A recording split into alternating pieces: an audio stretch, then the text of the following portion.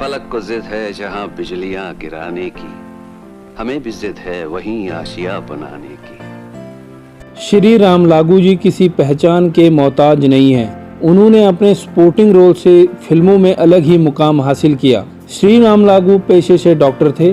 कहा जाता है कि वो देश विदेश तक में डॉक्टरी की सेवाएं दे चुके थे। मीडिया रिपोर्ट्स की मुताबिक श्री राम लागू ने पुणे और तंजानिया में काफ़ी समय तक मेडिकल प्रैक्टिस की थी, लेकिन 42 साल की उम्र में उन्होंने सब कुछ छोड़ दिया और फिल्मों को ही अपना फुल टाइम प्रोफेशनल बना लिया। जानते हैं कैसे श्री राम लागू जी ने अपना प्रोफेशन बदलकर फिल्मों का रुख किया था। श्री राम लागू को नाट सम्राट नाटक के लिए भी याद किया जाता है। इस नाटक में श्री राम लागू ने गणपत बेलवलकर की भूमिका निभाई थी। गणपत बेलवलकर की भूमिका मराठी थिएटर के लिए मील का पत्थर मानी जाती है। गणपत बेलवलकर का किरदार इतना कठिन होता था कि इसे निभाने वाले कलाकार अक्सर बीमार पड़ जाते थे। श्री राम लागू के साथ भी ऐसा ही हुआ था। नाट सम्राट में गणपत बेलवलकर का किरदार निभाने के बाद उन्हें दिल का दौरा पड़ गया था। श्री राम लागू नाक, कान और गले के बेहतरीन सर्जन थे। उन्हें बचपन से ही फिल्मों का बेहद शौक था। शायद यही वजह था कि उन्होंने अपना प्रोफेशन बदलकर फिल्मों का रुख किया। श्री राम लागू न सिर्फ हिंदी फिल्मों में जाना माना नाम थे, बल्कि मराठी सिनेमा में भी उन्होंने बहुत नाम कमाया था। मीडिया रिपोर्ट्स की माने तो श्री राम लागू ने 20 से ज़्यादा मराठी नाटकों को डायरेक्ट भी किया और वो जाने माने डायरेक्टर्स में शुमार थे।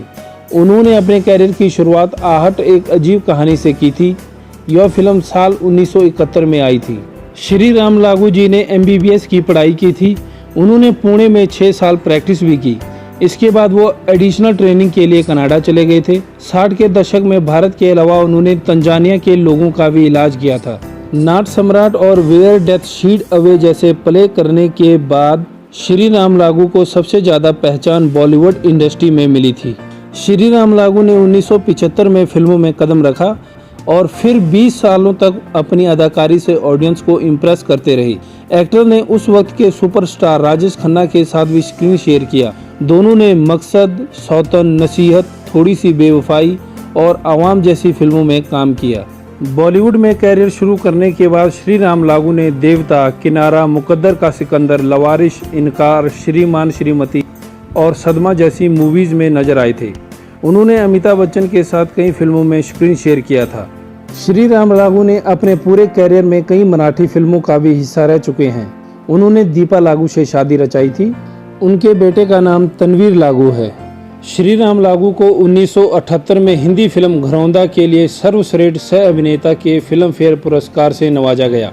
मराठी नाटक नट सम्राट में उनका निभाया गया किरदार काफ़ी सराहा गया। श्री राम लागू की पर्सनैलिटी बहुत ज़बरदस्त थी। उनकी पर्सनैलिटी का अंदाज़ा इसी से लगाया जा सकता है कि वो सिर्फ एक मंझे हुए सर्जन और कलाकार ही नहीं थे, बल्कि सामाजिक मुद्दों पर भी सक्रिय और मुखर रहते थे। जब तक जिंदा रहे अपनी मौजूदगी का एहसास करवाते रहे।